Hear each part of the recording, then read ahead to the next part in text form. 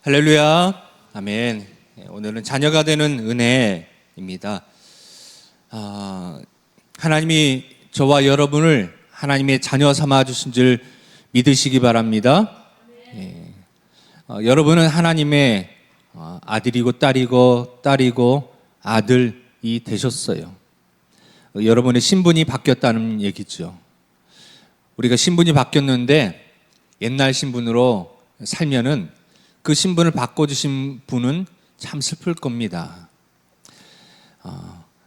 부모님이 우리 자녀들에게 큰 은혜를 주고 또 충분히 쓸 것을 제공해 주고 또 살아갈 수 있는 그런 것들을 배려해 줬는데도 불구하고 자녀들이 그것을 누리지 못하고 우리 아버지는, 우리 엄마는, 우리 부모님은 나에게 아무것도 주지 않았어 라고 오해하는 경우들이 참 많이 있습니다.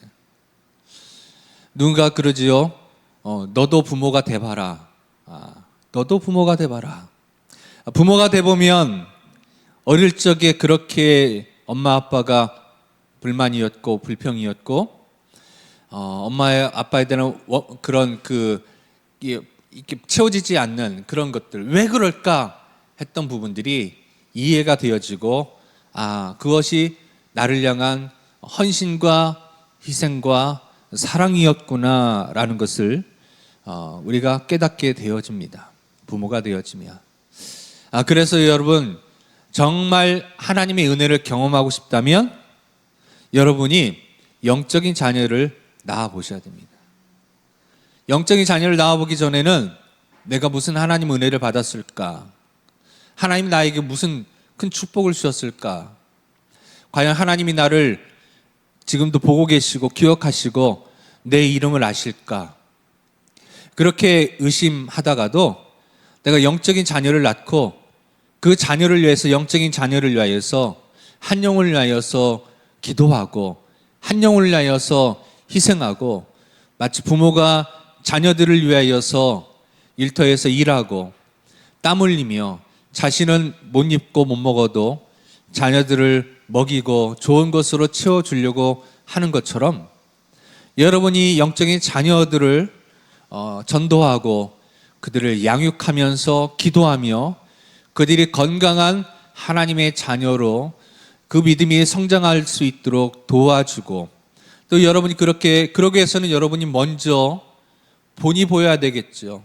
예배에 먼저 잘 출석해야 되겠고 일찍 나와야 되겠고 말씀도 하나라도 더 봐야 되겠고 기도도 조금이라도 더 해야 되겠고 그런 이 희생과 헌신 결국에는 본인에게 축복이 되겠지만 그런 것들을 통하여서 우리가 하나님의 은혜를 하나님 아버지가 나를 얼마나 사랑하시는지를 알 수 있을 겁니다. 만약에 여러분이 하나님이 나를 정말 사랑하실까? 얼마나 사랑하실까?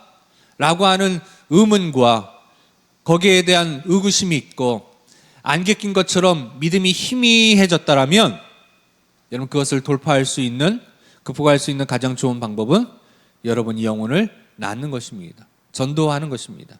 그래서 전통적으로 여러분 말씀은 뭐라고 얘기하죠? 영적인 양식이다. 기도는 영적인 호흡이다. 전도는 영적인 운동이다 라고 얘기합니다. 운동할 때 건강해지는 것이에요. 밥만 많이 먹고 그냥 계속 누워있거나 아무 활동하지 않으면 좋은 영양가가 오히려 독이 됩니다. 오히려 먹지 말아야 돼요. 그래서 교회 안에서도 여러분 부작용이 일어나고 비만이 일어나고 합병증이 일어나고 그래서 그런 사람들이 어떤 무리의 사람들입니까? 먹기만 많이 먹고 아무 일도 하지 않는 사람이에요. 특별히 그 일이라는 것이 우리가 보여지는 외형적인 일이 아니라 영혼 구원하는 일을 하지 않는 사람들이 그렇습니다. 부작용이 일어나요. 교회 안에 어려움이 일어나요. 부작용이 일어납니다. 그래서 우리가 내가 먼저 건강해지고 우리의 공동체가 예수님을 머리 대신 예수님의 각 지체된 우리가 건강하기 위해서는 여러분이 영적인 운동인 영혼 구원을 위해 전도하셔야 됩니다. 현장에 나가서 전도하시든지 가족을 위해서 전도하시든지, 근데 그 전도의 시작은 무엇부터 시작할까요? 바로 여러분의 성경 제일 앞에, 노트 제일 앞에, 아니면 여러분의 책상이나 거울 앞에 그 대상자의, 전도 대상자의 영혼의 이름을 쓰는 것부터 시작하는 겁니다. 곳곳에 보일 수 있는 곳에 여러분의 전도 대상자를 이번 주에 여러분의 5명 이상, 최소 5명에서 한번 적어서 붙여 놓으세요. 곳곳에. 한 곳만 붙여 놓지 마시고 한 5군데 이상 붙여 놓으세요. 여러분의 화장대 앞에도 붙여 놓고, 아니면 책상 앞에도 붙여 놓고, 아니면 스마트폰 어디에다가 볼 수 있는 곳에다가 붙여 놓던지, 아니면 수첩 앞에 붙여 놓던지, 화장실에도 붙여 놓던지, 아니면 이 장롱 앞에 붙여 놓던지, 문 앞에 붙여 놓던지, 여러분 출입구 현관문 안쪽에도 붙여 놓던지, 나가면서도 볼 수 있게끔, 그리고 들어오면서 각 방마다 안방, 작은 방, 화장실 앞에, 아니면 TV 옆에, 여러분 이렇게 한번 이번 주에 5명 이상의 전도 대상자를 적으시고 그것을 5곳 이상 붙여 보시기 바랍니다. 그리고 지나갈 때마다 여러분이 작정해서 1시간씩 기도해도 좋습니다만, 그러나 지나갈 때마다 여러분 보면서 우리는 수시로 기도해야 되잖아요. 수시로. 기도는 호흡이라고 했어요. 호흡은 우리가 심호흡을 할 때도 있지만, 호흡은 그냥 평소에 계속 하는 것입니다. 그렇게 한번 기도하시는 그런 한 주간 되셨으면 좋겠어요.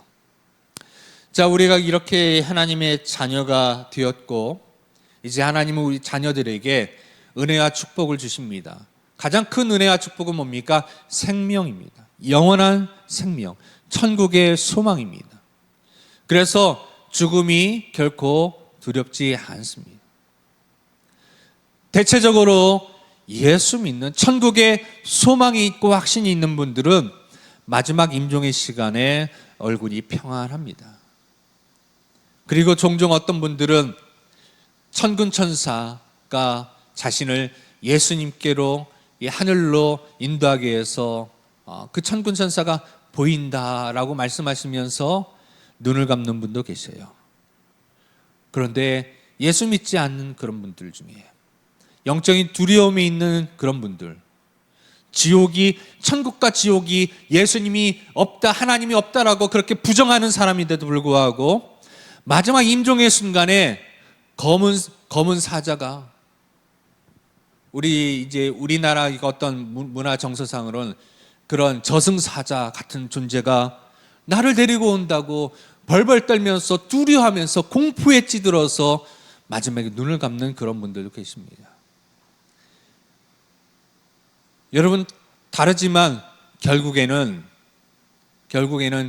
하나님이 보내신 천사와, 그리고 하나님을 배반한, 우리를 지옥으로 끌고 가고자 하는 마귀 사탄이 결국에는 있다는 증거가 되는 것이지요. 자, 오늘 이처럼 하나님은 우리를 천국으로 인도하기 위해서, 자녀 삼기 위하여서 예수 그리스도를 우리에게 보내주셨는데, 이 요한이 오늘 우리에게 그 예수에 대한 복음을 시작하고 있습니다. 요한복음은 아시다시피 마태, 마가, 누가, 이 공관복음이라고 하는 이 복음서와는 좀 관점이 다릅니다. 마태, 마가, 누가는 어떤 관점이라고 볼 수 있냐면, 역사적인 관점에서 예수님을, 복음을 소개했다고 볼 수 있어요. 근데 요한복음은 신약적인 관점에서, 그러니까 이미 이 요한복음이 기록될 그 시기를 대략적으로 AD 80년 후반, 90년 초반 정도로 잡고 있습니다. 그때가 언제냐? 이미 예수님을 보았던 사람들이 다 죽을 때쯤이에요. 직접 목격했던 사람은 다 죽을 때쯤이고요. 2세대, 3세대 신앙인들이 일어날 때입니다. 그러면서 예수님이 직접적인 정확한 그 말씀에서 조금씩 여러분, 우리가 사람 한 단계, 두 단계, 세 단계만 거쳐가도 말이 좀 달라지잖아요. 했는데 아가 되잖아요. 이 복음도 거짓 교사들, 잘못 가르침을 받은 사람들, 즉 자신의 옛날 이방 종교와 이 예수 그리스도 기독교를 이렇게 교묘하게 혼합시켜가지고 혼합주의적인 그런 사상들, 그리고 그 당시의 종교관들, 영지주의적인 사상들, 그래서 예수는 영은 있는데 육신은 가짜이다 라고 얘기하는 사람도 있고, 또 예수님은 하나님보다 한 단계 낮은 그런 하나님의 어떤 부하 정도로 생각하는 그런 사상도 있었고요. 그게 다 그 당시에 그리스 로마 신화와 철학의 바탕 안에 있었던 잘못된 거짓된 가르침이었습니다. 그래서 이 요한이 거의 마지막 예수님의 제자, 살아있는 거의 유일한 마지막 제자인 사도 이 요한이 복음을 정확하게 신학적으로 그들이 오해하지 않도록 그러기 위해서 이 복음서를 쓰고 있습니다. 그래서 사실 다른 복음서보다 어렵게 느껴집니다. 그러나 복음을 또 정확하게 핵심이 무엇인지를 알려주고 있기 때문에 우리가 초신자에게 성경 읽을 때 요한복음을 먼저 읽으세요라고 권하기도 합니다. 왜냐하면 거기에는 복음이 무엇인지 정확하게 복음서이지만 논리적인 어떤 신학적인 관점이 잘 베이스가 되어 있어서 이것만 잘 이해하면 예수님이 누구신지를 정확하게 이해할 수 있기 때문이에요. 그래서 그러면 뭐라고 말씀하시느냐, 오늘 1장에 예수님은 무엇이다? 1절과 2절에 뭐라고 표현되어 있습니까? 말씀이다 라고 했습니다. 말씀이다.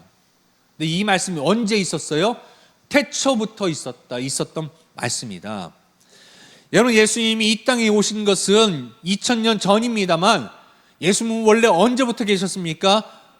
태초부터, 이 지구가 만들어지기 전부터 이미 계셨던 분이세요. 근데 2000년 전에 오셨는데요. 여러분, 우리가 믿는 하나님은 전능하신 분이십니다. 절대적인 분이십니다. 그분은 시간을 초월하시고 공간을 초월하신 분이십니다. 여러분의 생각과 이론을 가지고 하나님을 이렇게 그 하나님을 재단하지 마세요. 능력을 제한하지 마세요. 어떻게 해요? 하나님이시니까 하시는 것이죠. 그래서 우리가 그 하나님을 믿는 것입니다. 그 정도도 못하는 하나님이라면 우리가 그분을 전능하신 하나님이라고 부를 수 없어요. 왜냐하면 그분의 한계가 있잖아요. 제한이 있으시잖아요. 한계가 있고 제한이 있으신 분을 우리가 전능하신 분이라고 믿는다면 얼마나 어리석고 불쌍한 것입니까? 근데 이 말씀이신 이분은 태초부터 계셨고 또 누구와 함께 계셨습니까? 하나님과 함께 계셨던 분이십니다. 그런데 1절에 보니까 또 이렇게 설명합니다. 굉장히 신학적이죠. 그런데 이분이 곧 하나님 자체라고 말씀하십니다. 벌써 어떤 계산적으로 이것을 설명하려고 하는 사람, 이해하려고 하는 사람 벌써 머리가 복잡해집니다. 맞지 않아요. 아니, 함께 계셨는데 자체래. 또 근데 어디 보니까 아들이래. 아니, 어떻게 아들이 하나가 되고, 제가 아까 말씀드렸죠. 하나님이시기 때문에 우리가 생각하는 더 높은 차원의 시간을 초월하고 공간을 초월하고 시대를 초월하는 그런 존재이시기 때문에 이것을 우리가 다 설명할 수 없습니다. 이 성경은 우리가 그래도 하나님이 어떤 분인가 알 수 있게끔 우리 수준에 맞춰서 설명해 놓은 복음서예요. 우리 수준에 맞게끔. 그 다음에 3절에 보니까 이분은 어떤 분이십니까? 만물을 지으신 분이세요. 그것은 저와 여러분도 지으셨다는 것입니다. 우리의 근본은 누굽니까? 우리 근본 아메바예요? 우리의 근본이 원숭입니까? 아메바이고 원숭이라고 가르치는 이 진화론에는 허점이 있죠. 그것은 사람을 동물 취급할 수 있다는 전제가 깔립니다. 사람을 개보다 못한 존재로 취급할 수 있는 그 당위성이, 그런 합리적인 그런 논점이 그 안에 깔릴 수 있게 되어집니다.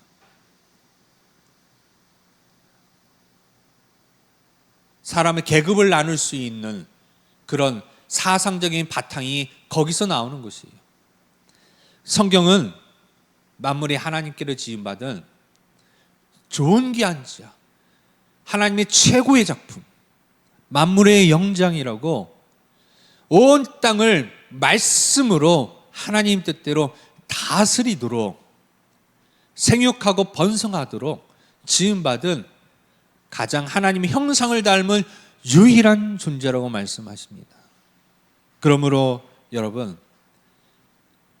앞뒤 좌우를 보시면서 그 사람의 얼굴이 아무리 어떻게 생겼어도 여러분, 그 영혼은 정말 귀한 존재이다. 몸매가 아무리 그럴지라도 정말 하나님 보시기에 아름다운 존재이다. 그래서 우리는 존중하고 그분을 귀하게 여기고, 그렇게 우리는 그분들을, 우리 형제자매들을 서로 축복하고 사랑해 줘야 하는 이유가 뭐냐? 바로 나도 그리고 상대방도 하나님이 귀하게 창조하신 너무나 귀한 존재입니다. 너무나 가치 있는 존재입니다. 세상의 어떤 것으로도 비교할 수 없는 그런 존재입니다. 어떻게 알 수 있어요? 그것을 바로 여러분, 나를 위해서 가장 귀하신 하나님이신 예수님께서 나를 위해 십자가에서 죽으시는 고통을 당하셨습니다. 절대 있을 수 없는 일이죠. 육신을 입고 이 땅에 신이 오신다는 것, 그리고 너무나 침뱉음 받으며 모욕을 당하시며 십자가에서 죽으셨다는 것, 죽는다는 것, 그것은 신으로서는 절대로 할 수 없는 그런 일들이죠. 그러나 하나님은 예수님을 보내셔서 그렇게 하셨습니다. 왜? 우리가 그만큼 소중하기 때문이지요. 이 땅에 아무도 없고 여러분 한 사람만 있어도 하나님은 그렇게 하셨을 것이라고 말씀하십니다. 그러니까 여러분, 우리 모든 영혼은 그만큼 정말 모두 다 가치 있는 존귀한 존재이다. 함부로 할 수 있는 존재가 결코 아니다. 만약에 우리가 그렇게 되어 있다면 그것은 하나님 뜻이 결코 아니에요. 성경에서 말하는 믿음의 삶이 아니에요. 그것은 마귀 사탄이 우리 공동체를, 하나님 나라를 깨트리려고 하는 마귀가 주는 마음입니다. 그럴 때 우리는 사탄아 물러가라라고 명령해야 돼요. 그리고 우리는 기도해야 됩니다. 하나님 앞에 회개하며 기도해야 됩니다. 하나님이 창조하신 존귀한 영혼을 제가 무시하려고 했고 저주하려고 했고, 그 영혼을 향하여서 하나님 자녀답게 대우하지 못했음을 하나님 용서해달라고 우리가 회개해야 됩니다. 이런 것은 우리가 별거 아니라고 생각해요. 이런 것들에 대해서 우리는 그럴 수 있지라고 생각합니다. 정말 심각하게 생각하지 않습니다. 아무런 법적인 문제가 되지 않아요. 아무런 도덕적인 문제도 거의 되지 않습니다.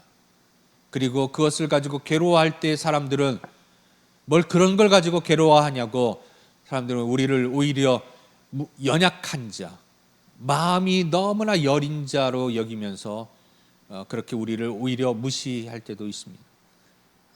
근데 사단이 주는 거짓말이고 속임수인 것이죠. 왜 우리에게 이렇게 중요할까요? 우리 안에 생명이 있기 때문입니다. 생명이 있는 것은 소중하죠. 생명이 있는 것은 소중합니다. 근데 어떤 생명입니까? 하나님의 생명이 우리 안에 있어요. 그래서 너무나 중요하고 소중한 것입니다. 그냥 생명도 중요한데 요즘에 반려동물들 얼마나 소중하게 여깁니까? 반려동물에게 어떤 외국에 있는 유명한 사람들은 반려동물들에게 몇십억을 재산을 상속하면서 그렇게 세상을 떠나는 사람도 있는데 왜 그럴까요? 생명이 있기 때문이죠. 근데 그 생명보다 훨씬 더 소중한 하나님의 생명이 우리 안에 있다는 것입니다. 그 생명을 우리 구원하기 위해서 예수님께서 이 땅에 오셨습니다. 그래서 이것을 우리는 뭐라고 얘기합니까? 14절 말씀에 뭐라고 나옵니까? 말씀이 육신이 되어 우리 가운데 거하심이 우리가 그의 영광을 보니 아버지의 독생의 영광이 은혜와 진리가 충만하더라. 이것을 신학적으로 뭐라고 얘기합니까? 성육신이라고 얘기합니다. 성육신 우리 가운데 거하십니다. 거하는 것이에요. 그럴 때 예수님께서 우리 안에 거할 때 우리는 어떻게 되는 것이에요? 하나님의 영광을 보게 되는 것입니다. 여러분 하나님을 보고 싶습니까? 하나님의 영광을 보고 싶습니까? 말씀이 되신 그 예수님께서 우리 가운데 성육신 되어지도록 예수님이 우리 안에 들어오시도록 예수님을 초청하셔야 됩니다. 예수님이 우리 안에 들어오시면 우리가 하나님의 영광을 볼 수 있게 되는 것입니다. 그리고 은혜와 진리가 충만한 삶을 살게 될 것입니다. 신앙생활이 그때부터 행복해지는 것이에요. 재밌어지는 것이에요. 즐거워지는 것이에요. 여러분 태초에 하나님과 함께 계셨듯이 바로 말씀이신 예수님과 함께 하나님이 함께 계셨듯이 예수님은 저와 여러분과도 함께 하고 싶은 줄로 믿으시기 바랍니다. 함께 하고 싶어 하세요.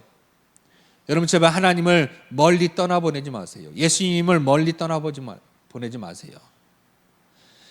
하나님과 예수님은 우리와 일주일 내내 하루 24시간 1분 1초도 떨어지지 않고 함께 있고 싶어 하십니다.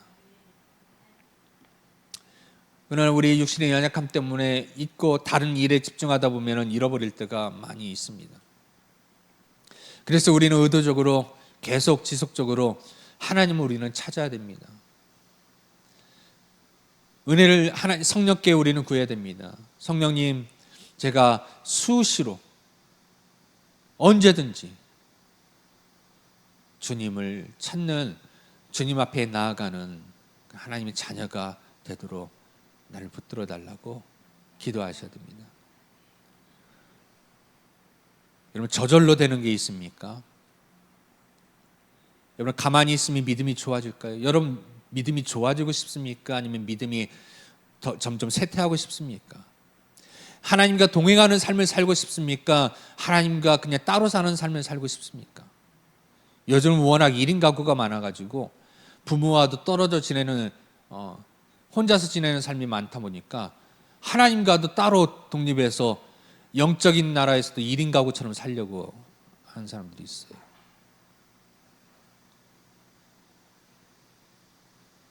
그래서 여러분 몸은 편하고 자유는 있는 것 같은데 우리 사랑이 있습니까? 그 안에 어떤 행복이 있습니까? 더 사람들은 강팍해지고 메말라지고 사이는 더 이 어르신들이 그런 말 하잖아요. 과거가 더 살기 좋았던 것 같아요. 이해를 못하지만 그러나 그 마음이 어떤 건지 조금은 이해할 수 있습니다. 그 안에 사랑이 있고 정이 있었어요. 옆집이 아이가 있는데 일이 있어서 부모가 어디 가려면 옆집 아이를 그 옆집에 맡겨놓고 갔다 오면 옆집에서 밥도 먹이고 친구가 이렇게 집에 오면은 저녁 늦게까지 있으면 밥도 먹이고 같이 돌보면서 그렇게 지내기도 하고 또 내 자녀를 또 맡기기도 하고 그렇습니다. 근데 지금은 그렇지가 못해요. 하나님과 함께 하시기를 원하십니다. 근데 여러분 오늘 말씀해 보니까 두 종류의 반응이 나와요. 두 종류의. 읽으시면서 발견하셨는지 모르겠지만 1절부터 13절까지 그리고 14절부터 18절까지 두 부분을 나누면 예수님이 어떤 분인지 설명합니다. 그런데 1장 9절부터 13절까지는 사람들이 어떻게 해요? 그 예수님을 영접하지 않습니다. 10절에 보십시오. 그가 세상에 계셨으며 세상 그로 말미암아 지은 바 되었을 때 세상이 그를 알지 못하였고 깨닫지 못했습니다. 예수님이 하나님의 자녀이신지 말씀이 육신이 돼서 오신 하나님이신지를 알지 못했습니다.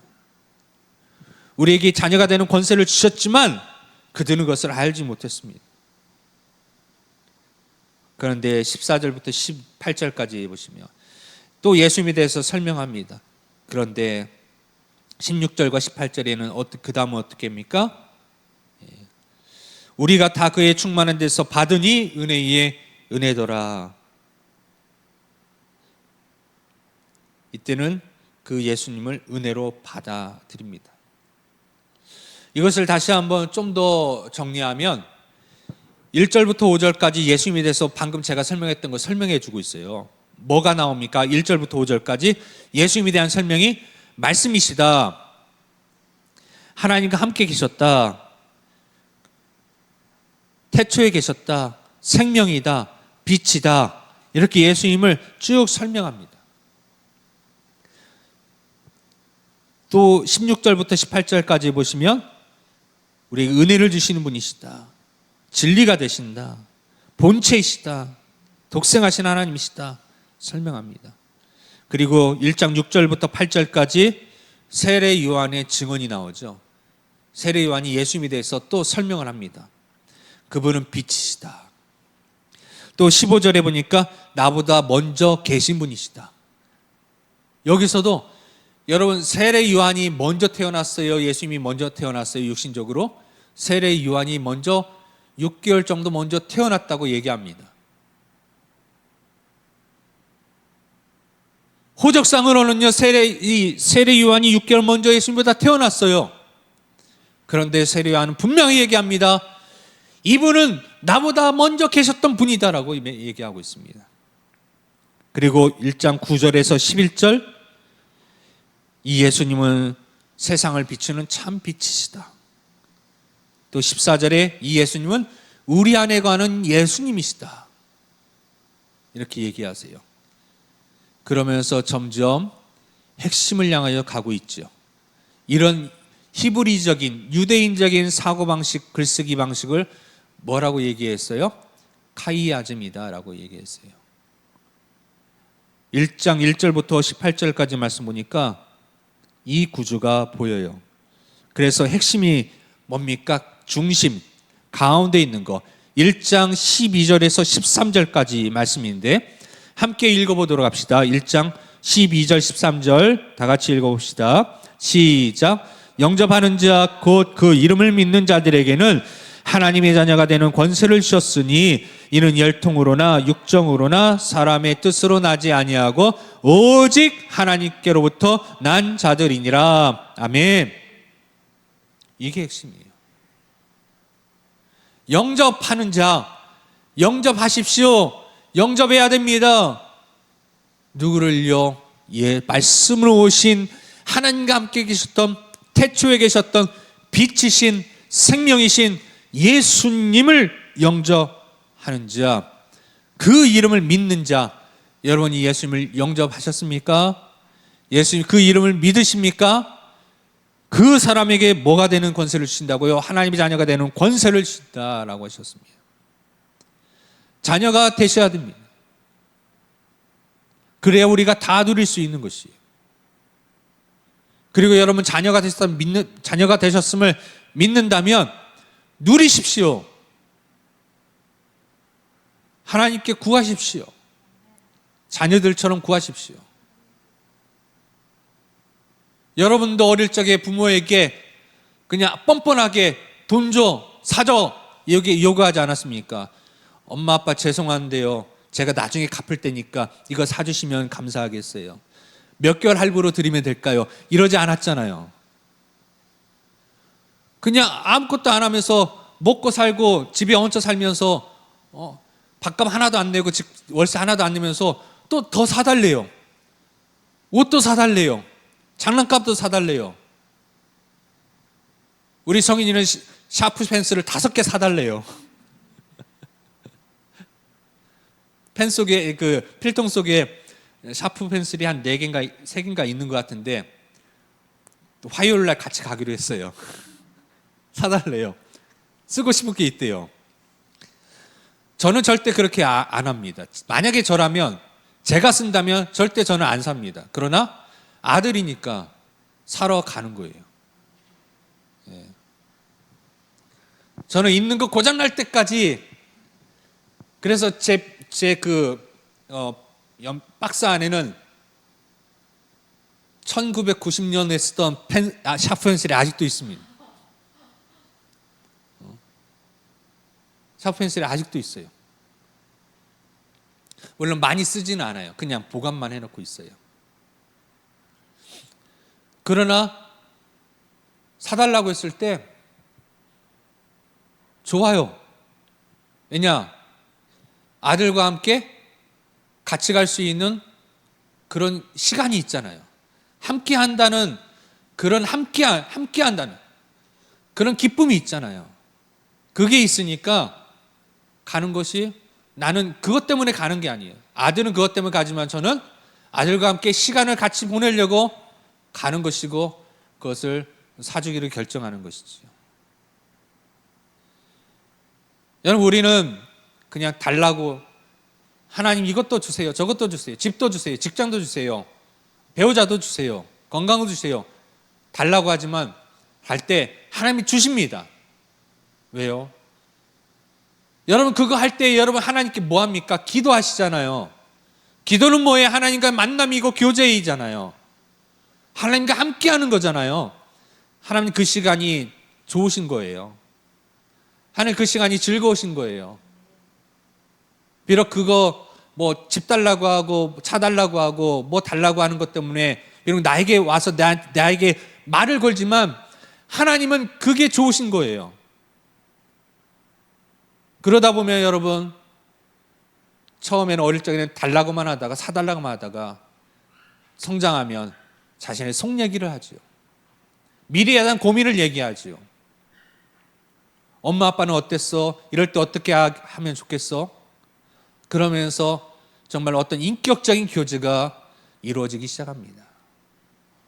그럴 때 부모와 자녀는 정말 그 어떤 걸로도 표현할 수 없는 그 관계의 끈끈함, 하나됨이 이루어지는 것이죠.